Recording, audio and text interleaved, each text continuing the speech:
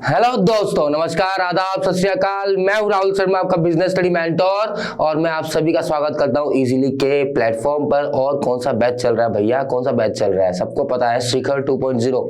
तो कैसी चल रही है आप लोग की पढ़ाई भाई? कैसा चल रहा है? मजा आ रहा है क्लास लेने में?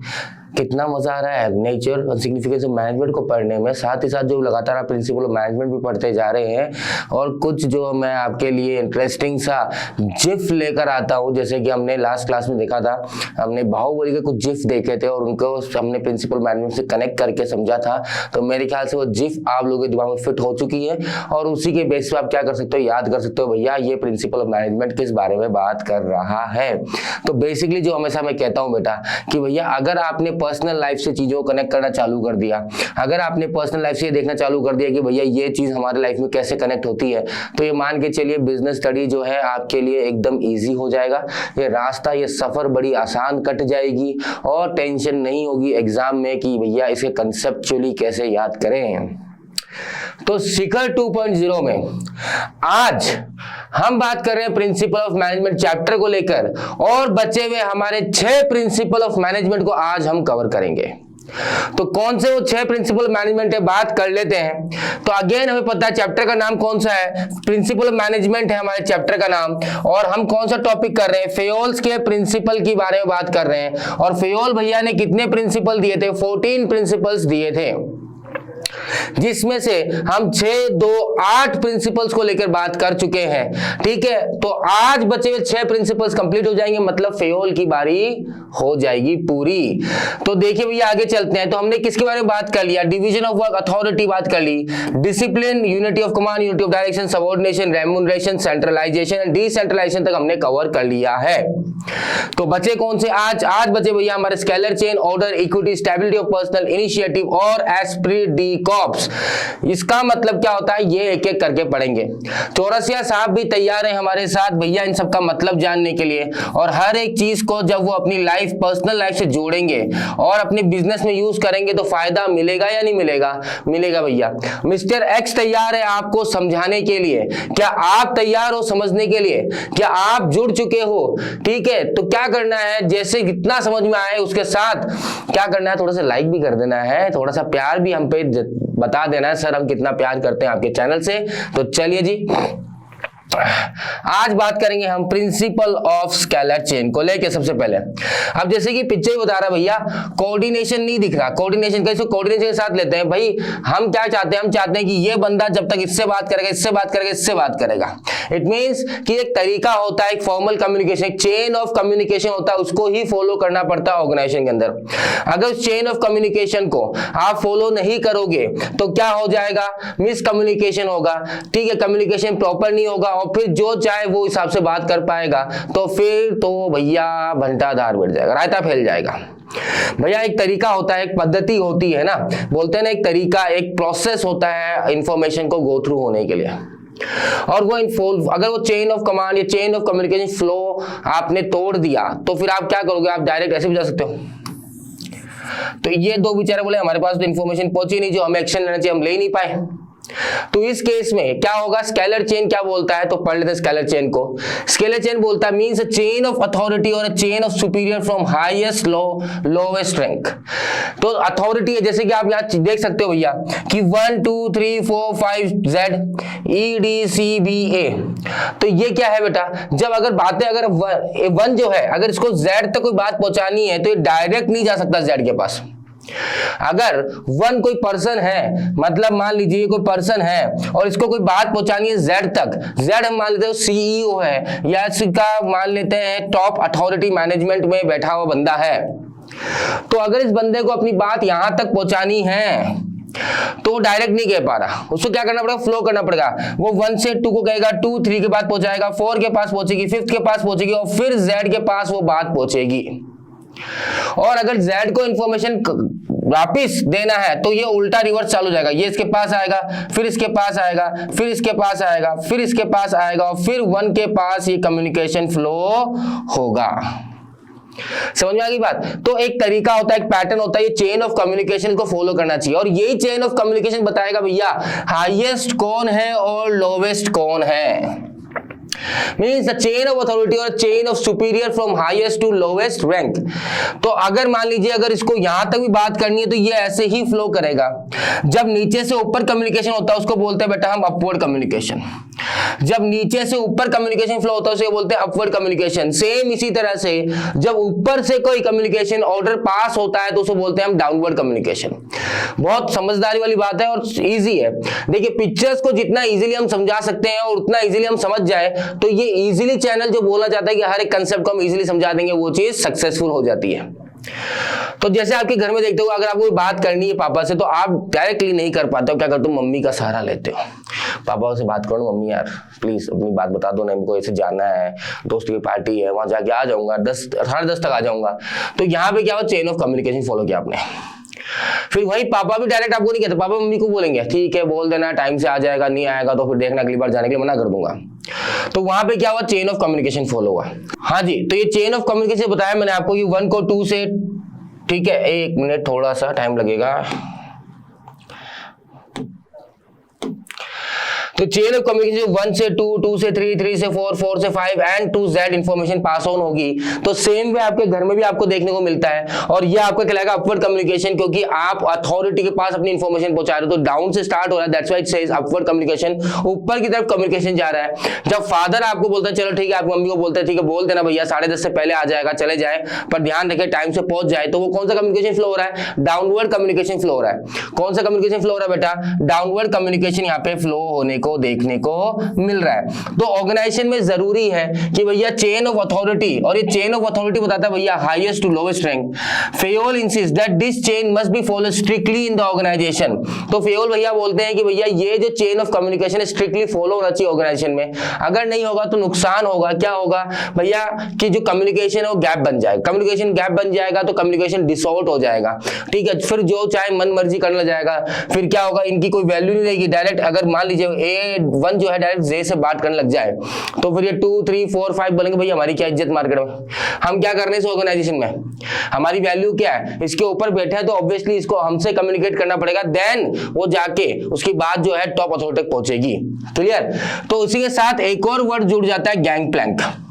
पर गैंग प्लैंक क्या कहता है कि कभी इमरजेंसी सिचुएशन हो जाती है, क्योंकि आप जब चेन ऑफ कम्युनिकेशन फॉलो करते हो तो बहुत लंबा रास्ता तय करना पड़ता है।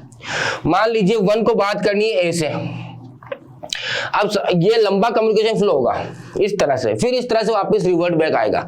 तो इस केस में क्या होगा, बहुत टाइम टेकिंग हो जाएगा। तो इमरजेंसी केस में अगर यहाँ पे एग्जांपल समझा रखा है, 3 को बात करनी है C से, पहले क्या करना पड़ता 3, 4, 5 Z E D C। पर अगर कोई इंपॉर्टेंट इंफॉर्मेशन है, अर्जेंट कम्युनिकेशन है, तो ये हॉरिजॉन्टल कम्युनिकेशन अलाउड होता है कि एक बंदा जिस पोजीशन में दूसरे वाले को उस पोजीशन पे क्या कर सकता है, कॉल कर सकता है और कम्युनिकेट कर सकता है। और इसको हम बेसिकली कहते हैं हॉरिजॉन्टल कम्युनिकेशन, या हम इसको बेसिकली कहते हैं it is a gang plank. क्या है बेटा, गैंग प्लैंक है कि जब आप फॉर्मल कम्युनिकेशन जो है, जो चेन ऑफ कम्युनिकेशन है, वो अर्जेंट बेसिस, कोई अर्जेंट रिक्वायरमेंट पे आप तोड़ देते हो और डायरेक्ट कॉन्टेक्ट कर लेते हो किसी पर्सन से आपकी सेम अथॉरिटी लेवल पे, तो आप बोलते हो भैया हमने क्या करा है, गैंग प्लैंक करा है। क्या करा है, गैंग प्लैंक। समझ में आ गई बात, ठीक है। तो नॉर्मल सिनेरियो में आप देखने को क्या मिलेगा, नॉर्मल सिनेरियो में आपको ये देखना मिलेगा कि भैया कि जो हो रहा है, क्या हो रहा है कि कम्युनिकेशन जो है, चेन ऑफ कमांड जो है, चेन ऑफ कम्युनिकेशन है, फॉर्मल अथॉरिटी जो है उसी बेसिस पे, चेन ऑफ अथॉरिटी उसी बेसिस पे क्या हो रहा है, जा रहा है। पर अगर अर्जेंट सिचुएशन है तो देन यू कैन, इसको आप तोड़ सकते हो और गैंग प्लैंक का यूज कर सकते हो। समझ में आ गई बात। चलिए जी, नेक्स्ट हमसे क्या कहना चाहता है, पॉजिटिव इफेक्ट। अगर इसको आप फॉलो करोगे तो सिस्टमेटिक फ्लो ऑफ इंफॉर्मेशन होगा, है ना, सिस्टमेटिक फ्लो ऑफ इंफॉर्मेशन देखने को मिलेगा आपको। दूसरा, साथ ही साथ no communication gap in the organization, कोई कम्युनिकेशन गैप नहीं होगा, सबके पास इंफॉर्मेशन होगी कि एग्जैक्टली हो क्या रहा है। मान लीजिए अगर कोई पियोन को बात कहनी भी है तो वो भैया पियोन डायरेक्टली जो है एमडी के पास तो चल नहीं जाएगा ना, ऐसा नॉक करता है, सुनो मेरी बात कहनी है, सुनो मेरी बात सुनो, आपको सुनना पड़ेगा, आप मना नहीं कर सकते। तो ये चीज तो हो नहीं सकती पॉसिबल। तो इस केस में क्या होगा भैया, पियोन के ऊपर जो होगा वो, फिर उसके ऊपर वो, फिर उसके ऊपर वो, फिर उसके ऊपर वो, उसके ऊपर और फिर एमडी के पास वो बात पहुंचेगी।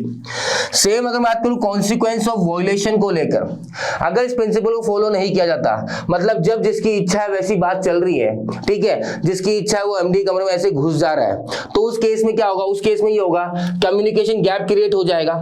ठीक है। दूसरा, क्लियरिटी नहीं होगा भैया अथॉरिटी और रिस्पॉन्सिबिलिटी रिलेशनशिप की, मतलब सुपीरियर कौन है, सबऑर्डिनेट कौन है, इसमें कोई क्या नहीं रहेगी, इसमें कोई क्लियरिटी नहीं रहेगी। भाई ऑब्वियस सी बात है ना, हर कोई बंदा जाके डायरेक्ट एमडी से बात करने लग जाए, पियोन हो, मान लीजिए वॉचमैन हो, गेट कीपर हो, वही बोले मैं तो एमडी से बात करूंगा, आपको तो समझाने वाले कौन हो मेरे से बात करने वाले, तो पता नहीं चलेगा भैया मैं सुपीरियर हूं या फिर मैं जूनियर हूं, मैं तेरे बराबर का हूं, कुछ भी क्लियरिटी नहीं रहेगी।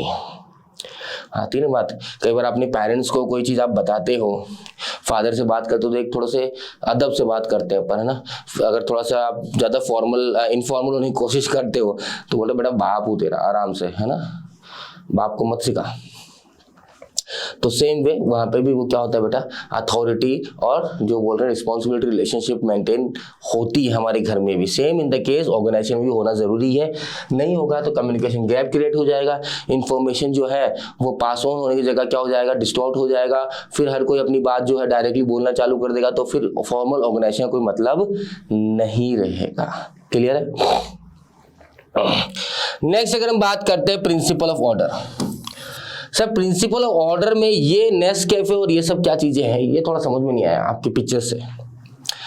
देखिए जब मैं ऑर्डर की बात कर रहा हूं तो ऑर्डर का मतलब ये नहीं है कि यहाँ पे आप उसको कमांड कर रहे हो, नहीं नहीं, कमांड की बात नहीं है, तो यूनिटी ऑफ कमांड तो पढ़ चुके हैं। ऑर्डर का मतलब यहां पर है कि हर एक चीज की एक सिस्टमेटिक प्लेस होना चाहिए, एक तरीका होना चाहिए, एक जगह फिक्स होनी चाहिए कि वो सामान वहीं मिलेगा। अब इसको आप लाइव एग्जांपल अपने घर में देखते हो, किचन में आपकी मम्मी को पता है कि सामान कहाँ पड़े हैं, ठीक है। अगर आप रसोई में जाते भी हो, किचन में जाते भी हो, पूछते मम्मी यार वो चीनी का डब्बा कहाँ पड़ा है, मान लीजिए आप कभी चाय बनाने की सोचते हो, चाय पत्ती कहाँ पड़ा, तो मम्मी आपको अंदर कमरे से ही डायरेक्शन दे देती है, देख गैस के पास में तीसरा स्लैब है, उस पर देख वो लाल कलर का डब्बा है, उसके अंदर चाय पत्ती पड़ी है, बात खत्म। और वो वहां मिल जाएगी आपको, क्यों, क्योंकि उन्होंने वैसे फिट कर रखा अपने हिसाब से, भैया मैं इस तरह से काम कर दूं, मेरे पास ये सामान यहाँ होना चाहिए, ये सामान यहाँ होना चाहिए, ये सामान ऐसा हो जाना चाहिए। समझ में आ गई बात। तो सेम वे प्रिंसिपल ऑर्डर बोलता है कि हर एक चीज की एक फिक्स प्लेस होनी चाहिए, ठीक है, और उस फिक्स प्लेस पे वो सामान होना चाहिए, जिससे क्या नहीं हो, टाइम वेस्ट नहीं हो, रिसोर्सेज वेस्ट नहीं हो, एफर्ट्स वेस्ट नहीं हो।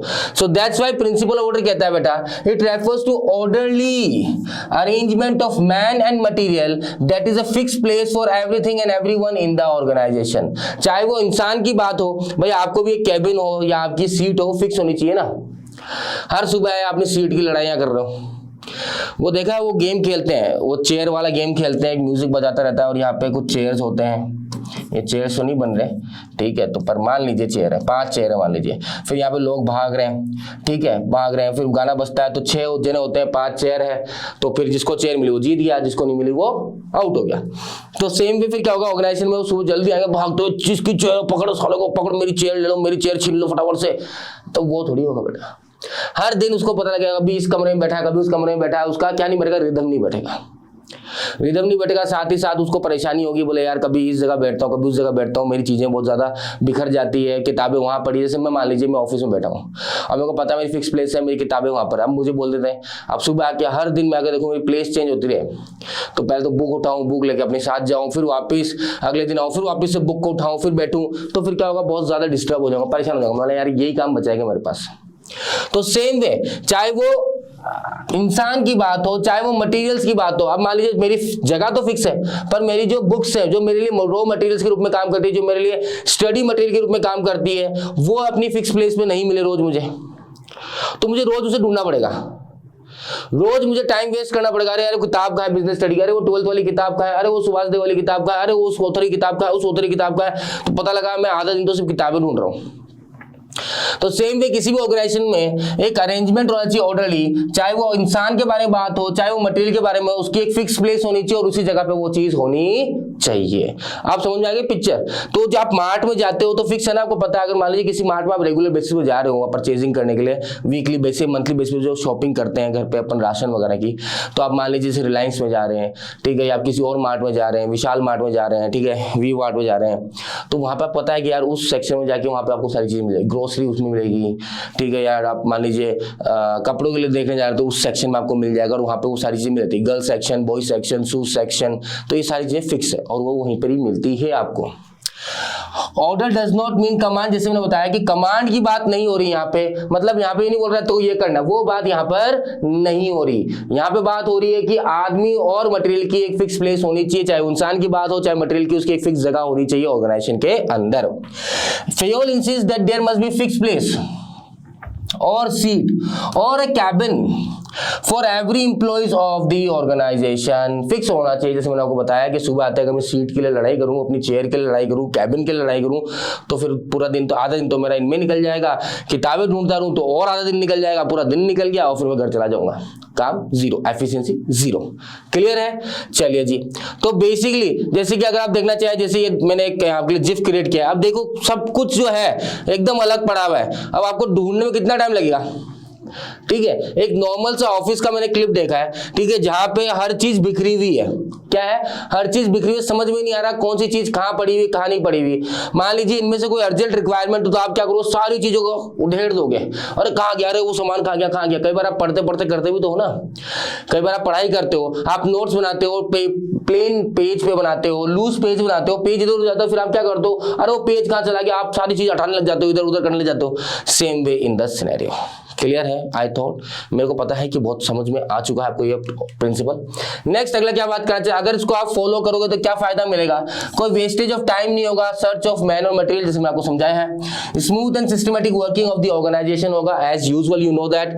कॉन्सिक्वेंस ऑफ वॉयलेशन अगर फॉलो नहीं करते, wastage of time in search of man material, जैसे अभी हमने जिफ देखा जो आपके लिए मैंने प्रेजेंट किया, उसमें आप देख सकते हो कि कैसे परेशान होगा आदमी। दूसरा, not able to contact the people at the right time, क्योंकि वो तो खुद ही इधर से उधर भाग गया। अब जैसे उसको पता है कि मैं यहां बैठता हूं तो वहीं आके मिलेगा ना, अब मैं दूसरे कैबिन में चला गया, दूसरी जगह चला गया, तो वो भैया ढूंढता रहेगा। उसको जरूरत मेरे को अभी ढूंढने की है, पर मैं तो हुई नहीं वहां पे। ठीक है, ऐसा नहीं हुआ, ऑर्गेनाइजेशन में तो हूं पर उस जगह पे नहीं हूं जहां पे मैं कल बैठा था, तो अब होगी प्रॉब्लम, इंफॉर्मेशन पास ऑन नहीं होगी, टाइमली डिसीजंस नहीं ले पाएंगे। क्लियर है? चलिए जी,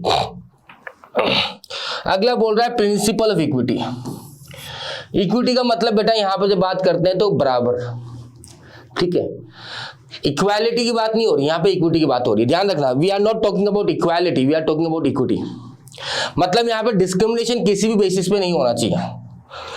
यहां पे ये नहीं बोल रहे कि भैया पियोन की सैलरी और एमडी की सैलरी बराबर हो, ये नहीं बोल रहे। यहां बोल रहे कि उनका ट्रीटमेंट जिस तरह से कर रहे हो, जिस तरह के रूल एप्लीकेबल एमडी के लिए उसी तरह के रूल एप्लीकेबल पियोन के लिए भी होने चाहिए। जो रूल्स एंड रेगुलेशन ऊपर टॉप मैनेजमेंट के लिए, वही लोअर लेवल ऑफ मैनेजमेंट के लिए होना चाहिए। अलग अलग रूल्स और रेगुलेशन नहीं होने चाहिए। ठीक है, जैसे आपको तो बोल दिया भैया आप छुट्टी ले नहीं सकते, और एमडी भैया जो है सुपीरियर, वो छुट्टी जब चाहे मन छुट्टी ले रहे हैं, उनका जब मन कर रहा है वो कहीं से भी काम कर रहे हैं। आपको बोला भैया वर्क फ्रॉम होम नहीं अवेलेबल नहीं है, ऑफिस से आके करना पड़ेगा, तो ये इक्विटी नहीं मानी जाएगी। क्लियर है? चलिए जी, क्या कहने को मिल रहा है आपको? दैट इज इक्विटी का मतलब मैं बोला चाहता हूं, refers to kind fair and just treatment to the employees. ठीक है, काइंड ट्रीटमेंट अच्छी तरह, मतलब सबको आप बराबर सुनिए उसकी प्रॉब्लम क्या है। ठीक है, ऐसा नहीं होना चाहिए कि भैया तू पियोन है मेरे से बात कर रहा है कि मैं सुपीरियर हूं या क्या, तेरी बात सुनूंगा, चल यहां से निकल, वो नहीं होना चाहिए। फेयर, इक्वल ट्रीटमेंट, जो अगर कोई और बंदा भी करता है सुपीरियर होता, अगर उससे वो गलती होती तो आपके लिए भी वही गलती का पनिशमेंट होगा, सेम पनिशमेंट। ऐसे नहीं कि वो सुपीरियर है नहीं उसको थोड़ी सी कम सजा दो और जो पियोन उसको ज्यादा सजा दो, ऐसा नहीं होना चाहिए। ट्रीटमेंट एंड जस्ट ट्रीटमेंट सबको बराबर मानिए। ठीक है, जितनी इज्जत सुपीरियर को मिल रही उतनी ही इज्जत आपको उस पियोन को भी देनी चाहिए। Employees will put their maximum effort only when they are treated with kindness and justice. Obvious ही बात है, अगर आपको थोड़ा सा डिस्क्रिमिनेशन फील हो जाता है ना कि यार उस बंदे को ज्यादा इन लोग प्रायोरिटी देते हैं, उस बंदे को ज्यादा इन लोग है ना तवज्जो देते हैं, ठीक है, इसकी इंपॉर्टेंस थोड़ी ज्यादा है, या इस बंदे को लेकर कहीं ना कहीं मैनेजमेंट में सॉफ्ट कॉर्नर है हर्ट के अंदर उनके, तो फिर कहीं ना कहीं क्या होता है, इसको आप नेगेटिव वे में लेना चालू कर देते हो। And at that point of time आप क्या करोगे, अपना एफर्ट डालना बंद कर दोगे, बोले उससे करा ले फिर कराना, तो यही होता है ना भाई। कोई जना होता है, जैसे आपके घर में भी देख लीजिए, दो भाई हैं या भाई बहन है, तो ऑब्वियसली देखने को मिलता है कि पापा का जो रुझान रहता है, पापा का जो प्यार रहता है ज्यादा बच्ची की तरफ, गुड़िया की तरफ रहता है, आपकी सिस्टर की तरफ रहता है। उनका कहना है यार कुछ साल की बात है फिर चली जाएगी, तो उसको हर चीज की आजादी फ्रीडम मिली हुई होती है, कोई भी चीज मांगे झट से मिल जाती है। ठीक है, और आप मानते हो तो पापा आपको सीधा बोलते हैं कमाओ, फिर अपने पैसे को खर्च करना, आप कमाना, फिर देखना कोई फालतू में पैसे आ रहे हैं क्या। तो कहीं ना कहीं आपके मन के अंदर रहता है यार हमेशा बच्ची का, जो मेरी बहन है उसी का साथ देते हो, बहन है जो उसी को आप प्यार करते हो। तो ये जो होता है ट्रीटमेंट, अगेन ये बाय नेचुरल है कि ये चीज होती है, ठीक है। माँ का जो रुझान बेटे की तरफ होता है ना, और फादर का जो रुझान होता है वो बेटी की तरफ होता है। वही चीज मैं बताना चाहता हूं कि एग्जैक्टली वो चलो घर में चलती भी आ रही है तो आपको कोई ना कोई सपोर्ट मिल जाता है, पर जब आप ऑर्गेनाइजेशन में काम करते हो और आपको लगता है कि आपके साथ जो को मेंबर है उसको ज्यादा तवज्जो मिलती है, उसको प्रायोरिटी मिलती है, उसको ज्यादा फैसिलिटी मिलती है in comparison to you, in spite of that कि आपने ज्यादा एफर्ट भी डाल रहे हो, तो उस केस में फिर क्या करो, धीरे धीरे आप अवॉइड करना चालू कर दोगे। इक्विटी का मतलब बेटा इक्वल सैलरी नहीं, तो जो मैंने आपको समझाया था कि भैया पियोन को भी वही सैलरी दो और सुपरवाइजर को भी वही सैलरी दो, नहीं।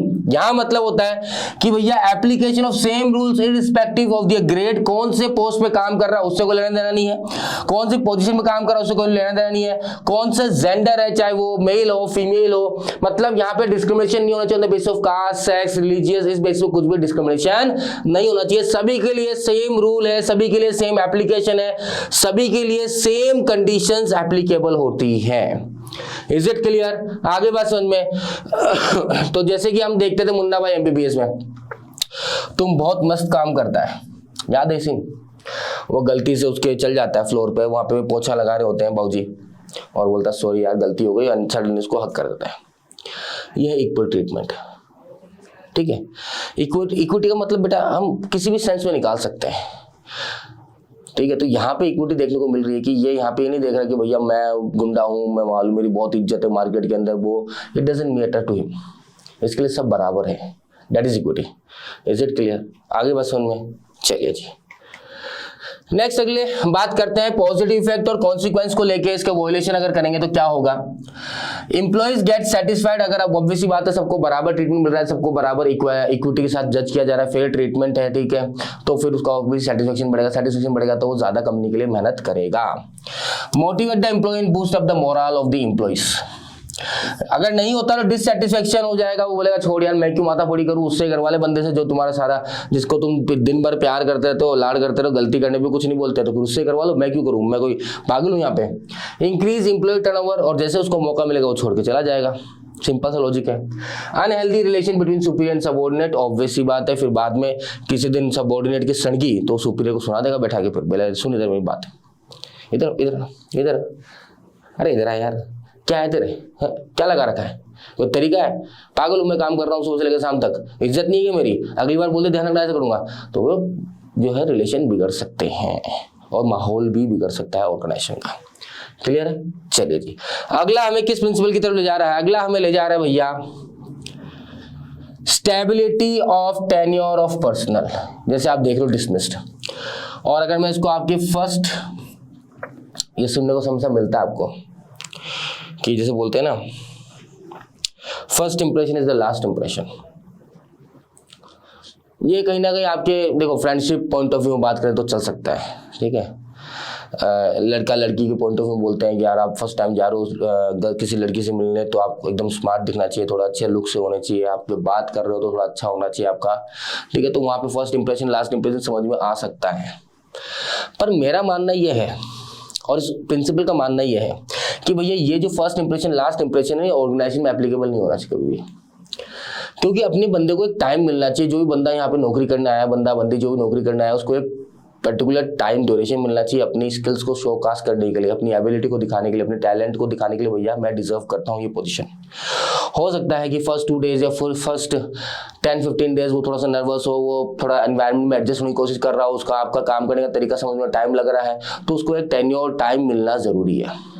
इट इज नॉट लाइक कि भैया बंदा हाँ तू क्या आज क्या काम करे, आपको बोला था फर्स्ट डे आप काम नहीं कर पाए, चले निकले बाहर यहाँ से जाइए, तो ऐसे करोगे तो भैया फिर तो हर कोई बंदा निकलता जाएगा, फिर आप ही बचोगे वहाँ पे करते रहना पूजा, फिर अकेले बैठे बैठे।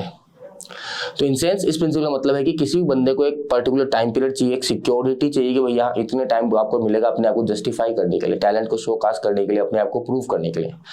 तो वो एक जॉब सिक्योरिटी कहीं ना कहीं बंदे के अंदर मन के अंदर आनी चाहिए, ठीक है बेटा। तो क्या कहना चाहता है भैया हमसे, ये हमसे कहना चाहता है stability of tenure of personnel के लिए it refers to no frequent termination and transfer. तो भैया दोनों चीज को ध्यान रखना, टर्मिनेशन मतलब निकाल देना फ्रीक्वेंटली, भैया आप काम नहीं कर पा रहे, नहीं हमने देखा आप तो 4 दिन से नहीं कर पा रहे, आपको हफ्ता भर हो गया है, आप नहीं सीख पाए नहीं क्लियर से, अरे भैया कैसे पॉसिबल है। और दूसरा फ्रीक्वेंटली ट्रांसफर भी नहीं होना चाहिए कि आपको उस ब्रांच में भेज दिया, उस ब्रांच में भेज दिया, आपको उस वाले एरिया को संभालना है, उसको डिपार्टमेंट को संभालना है, तो उससे क्या होगा, उसकी जो एफिशिएंसी वो घट जाएगी। भाई ट्रांसफर होगा तो बंदे को शिफ्ट भी होना पड़ेगा, ठीक है, उसको अपना सारा सामान पैक करके दूसरे का जाना पड़ेगा, फिर उस एनवायरनमेंट में एडजस्ट करना पड़ेगा, फिर कहीं ना कहीं उतने दौरान जब तक वो एडजस्ट होगा उसकी एफिशिएंसी डिक्रीज रहेगी। और अगर फ्रीक्वेंट ट्रांसफर होगा तो परेशान हो जाएगा और एक दिन बोलेगा चलो तू ही कर ले, फिर मैं जा रहा हूं, किसी और को ढूंढ ले। तो management must provide the feeling of job security, जैसे मैंने आपको बताया है, in order to get the maximum contribution from the employees. Obviously बात है, अगर एम्प्लॉइज को लगेगा हाँ भैया मुझे अपने टैलेंट को शोकास करने का एक मौका मिलेगा, ठीक है, इतना ड्यूरेशन है जब अपने आप को साबित कर सकता हूं, तो फिर वो उसके लिए मैक्सिमम अपना कंट्रीब्यूशन भी देगा और धीरे धीरे वो और ज्यादा एफिशिएंट होता रहेगा, एम्प्लॉय टर्नओवर रिड्यूस होगा। इनफैक्ट फ्रीक्वेंट ट्रांसफर और rotation should be avoided as employee need get time to settle. जैसे मैंने आपको बताया कि फ्रीक्वेंट ट्रांसफर या रोटेशन, शिफ्टिंग होती है ना, जॉब शिफ्टिंग भी होती है कई बार कि सुबह की शिफ्ट लगा दी, एक दिन सुबह कर रहे हो, एक दिन रात को कर रहे हो, एक दिन सुबह कर रहे हो, एक दिन रात को कर रहे हो, परेशान हो जाओगे, समझ में नहीं आया कब सुबह जाना है कब रात को जाना है। तो फ्रीक्वेंट ट्रांसफर या रोटेशन जो हो रहा है वो भी अवॉइड होना चाहिए, क्योंकि एम्प्लॉय को टाइम लगता है बेटा उस चीज में सेटल होने के लिए, उसको जब तक वो सेटल होता है उसकी एफिशिएंसी डिक्रीज ही रहती है। Is it clear? ओके, चलिए जी, अगला क्या बोल रहा है, जैसे ये याद है मूवी, कौन सी मूवी थी, स्पेशल 26। ये ऑब्वियसली ये सीन था क्या है, जब वो इंटरव्यू ले रहा होता है बड़े से होटल के अंदर, सीबीआई जो होता है नकली सीबीआई बनाने के लिए होती है, तो यहाँ पे एक वो सीन याद है, वो पूरा मिला नहीं मुझे, तो यहाँ एक बंदा आता है, जस्ट वो सीट पे बैठता है और उससे बोलता है हट चल निकले, वैसे मुंह करते मैं पर उसको निकाल देते हैं। तो what is this is that stability, उसको बोलने का मौका ही नहीं दिया, क्या पता वो अंदर आते हुए टाइम नर्वस था तो समझ में नहीं आया कैसे क्या रिस्पॉन्स करना है, पर यहाँ पे क्या हुआ, जस्ट देखा चलो बाहर चलो बाहर चलो, that is stability of tenure of person. Is it clear? बैठ गई गणित समझ में, बात आ गई समझ में, चौरसिया साहब भी साथ में जुड़ गए, चलें आगे, चलिए जी। अगला क्या कहना चाहता है भैया हमसे, अगला हमसे कहना चाहता है कि भैया इसका पॉजिटिव इफेक्ट क्या होगा, improve efficiency of employee, no wastage of time and resources, जैसे मैंने आपको बताया। Second, wastage of resources in learning the new job. Obviously अगर आप शिफ्टिंग करोगे, रोटेशन करोगे, टाइम चेंज करते रहोगे, दूसरे का भेज दोगे, तो नई जॉब जाओगे, नई तरीका सीखना पड़ेगा, तो आपको क्या लगेगा, एफिशिएंसी आपका रिड्यूस हो जाएगा। फ्रस्ट्रेशन और dissatisfaction among the employees, frustration आता रहेगा। क्यों चौरसिया साहब, सही है ना यार, कहाँ चल जाते हो, पीछे वाले जिफ में नहीं थे, कोई बात नहीं, यहाँ देख लीजिए। Frustration and dissatisfaction among the employees, obviously वो परेशान हो जाएगा ना, हो जाता है ना एक टाइम पे जब कोई चीज आपके साथ लगातार होती रहती है, उसका कोई सोल्यूशन आपको नहीं मिलता है, you start getting frustrated, frustrate चालू कर, बोले क्या लगा रखा है यार, रोज रोज भेज दो, बाहर निकाल दो, मतलब है क्या, कभी वहां जाओ कभी वहां जाओ कभी वहां जाओ, बैठने का टाइम ही नहीं मिल रहा मुझे, हर जगह नई चीज सीखनी पड़ रही है, नए बंदे बनाने पड़ रहे हैं, नई दोस्ती करनी पड़ रही है, मैं फ्रस्ट्रेट हो रहा हूं, जाओ यहाँ से निकलो, दैट्स फ्रस्ट्रेशन। क्लियर? चलिए जी, अगला अगर प्रिंसिपल की बात करते हैं, अगला प्रिंसिपल है इनिशिएटिव। आपकी ऑर्गेनाइजेशन में एक एनवायरनमेंट ऐसा होना चाहिए जहां पे बंदा आगे बढ़ के इनिशिएटिव ले सके, अपनी बात रख सके, अगर उसे लगता है कि यार इस तरह से काम करने से ज्यादा बेटर रहेगा, ऑर्गेनाइजेशन के लिए फायदेमंद रहेगा, तो वो माहौल होना चाहिए कि हाँ आप अपनी बात को क्या कर सकते हो, पुट अप कर सकते हो। ऐसा नहीं होना चाहिए भैया आप सबऑर्डिनेट हो, you are no rights to interfere in the planning और no rights to give your suggestions to the top management, ऐसा नहीं होना चाहिए। तो आपका ऑर्गेनाइजेशन क्लाइमेट होना चाहिए initiative. So what it says बेटा, it says refers to taking the first step with self motivation। आपके अंदर सेल्फ मोटिवेशन होना चाहिए, ठीक है, कि हाँ यार ऐसे कर सकते हैं, इसको अपन इस तरह से बात कर सकते हैं, इस तरह से बता सकते हैं, इस तरह से इसको सॉल्व कर सकते हैं, तो ये इनिशिएटिव आपके अंदर से आना चाहिए। अभी कब आएगा, जब ऑर्गेनाइजेशन का क्लाइमेट इस तरह से हो कि भैया वहां पे अगर अपनी बात रख रहे हो तो आपकी बात सुनी जाएगी, इसको मतलब बोलते हैं ना दरकिनार नहीं कर दिया जाएगा, इग्नोर नहीं कर दिया जाएगा, और आपकी बात को कहीं ना कहीं सुन के उसको सोचेंगे समझेंगे, और फिर अगर वो इफेक्टिव लगता है तो उसके लिए आपको कहीं ना कहीं रिवॉर्ड भी दिया जाएगा, अप्रिशिएट भी किया जाएगा, तो तभी होगा बेटा ये। Second, management must welcome the suggestion of employees before framing the plan. तो हम ऐसा सोच रहे कुछ करने का, तो आप लोग को क्या लगता है, आगे आगे बताइए।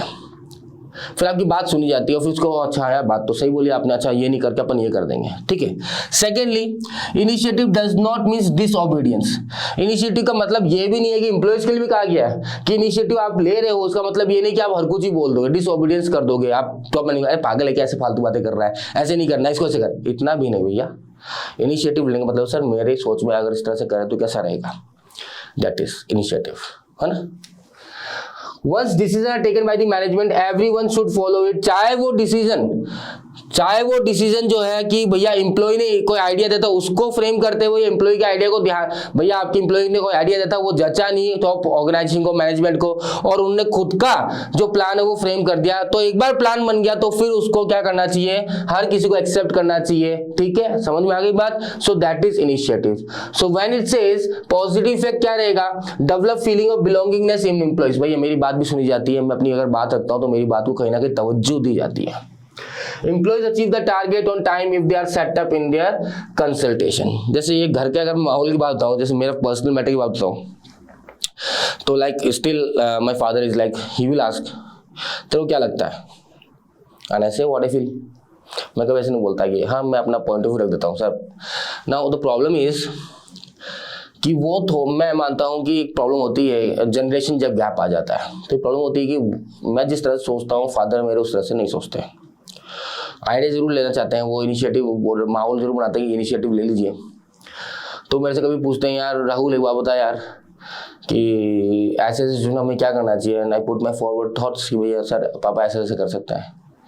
बोलता है यार तुम लोगों यार दिमाग नहीं तुम लोगों में यार, ना तुम लोग इतने पढ़े लिखे हो कुछ नहीं कर सकते, तुम लोग पता नहीं क्या आजकल के जमाने की क्या चल रहा है। एंड दे फिर वो अपना ही आइडिया जो उनको मन में फिट हो चुका था ऑलरेडी, उन्होंने अपने मन में सोच लिया था और वही चीज वो करते हैं, ठीक है। तो फिर मैं बोलता हूँ ये जब आपको करना ही अपने मन की है, जब आप चाहते ही हो कि भैया जो मैंने सोच लिया वही सही है, तो फिर आपको आइडिया या इनिशिएटिव लेने की, हमें बोलने की, हमसे पूछने की दरकार नहीं है। तो अब मैं ऐसा माहौल है कि बात पूछते हैं यार ऐसा कर ले क्यों ना, हाँ बढ़िया है, well and good.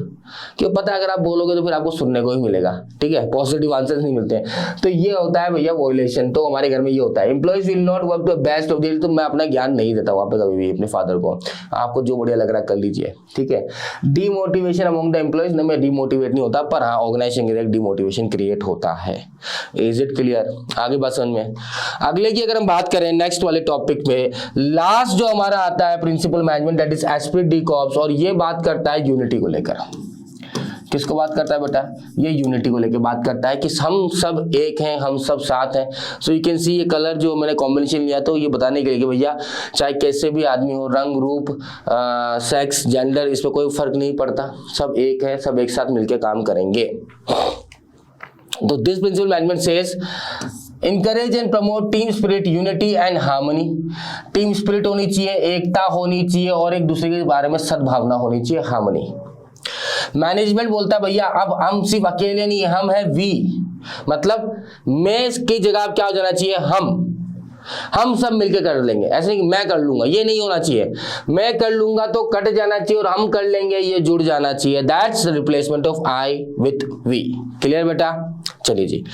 Give rise to mutual trust belongingness among the team members. तो क्या जनरेट करता है? म्यूचुअल ट्रस्ट, एक दूसरे के प्रति ट्रस्ट डेवलप होता है कि हाँ भाई हम सब मिलकर करेंगे, आपको ये काम दिया, आपको ये काम दिया, आपको ये काम दिया, सब मिलकर एक साथ करेंगे। और बिलोंगिंगनेस एक परिवार की तरह फील होना चालू हो जाता है। बड़ा सिंपल है, ज्यादा माथा थोड़ी चिंता वाली बात नहीं है, ठीक है। अगर ऐसे बात करते हैं, देखा है ना क्या है, 3 इडियट्स, ठीक है, तीनों अलग थे, मिले, दोस्त बन गए, तो वैसे ही ऑर्गेनाइजेशन में सब साथ मिलकर काम करेंगे चाहे कैसी भी मुसीबत आ जाए। क्लियर है? चलिए जी। और पॉजिटिव और क्या होगा इफेक्ट बेटा इसका? Develop team spirit, achievement of group goal. Second, अगर वॉयलेट करते हो, इसको फॉलो नहीं करते, team goal may not be achieved and no team spirit and more stress on individualism। और स्ट्रेस बहुत ज्यादा हो जाएगा इंडिविजुअल के ऊपर, वो परेशान हो जाएगा, बोले यार क्या लगा रखा है ये, ठीक है, कि हमारे साथ एक साथ मिल काम करने को तैयार नहीं है, जो काम करने को कहता हूँ वो काम यहाँ पे करने चाहते ही नहीं है, ठीक है, सब अपने अपने डायरेक्शन में कर रहे हैं, ठीक है, तो सब अपना ही फायदा देख रहे हैं। तो ये हो गया आपका एस्पिरिट डी कॉर्प्स जो हम बात कर रहे हैं, लास्ट टॉपिक और लास्ट प्रिंसिपल ऑफ मैनेजमेंट। सो इसी के साथ हमने प्रिंसिपल ऑफ मैनेजमेंट के 14 प्रिंसिपल ऑफ मैनेजमेंट कवर कर लिए हैं। अगली क्लास में बेटा फिर मिलेंगे। अब हम बात करेंगे हमारे टेलर भैया को लेकर आएंगे और उनके साइंटिफिक प्रिंसिपल मैनेजमेंट की बात करें। तब तक till then take care, bye bye.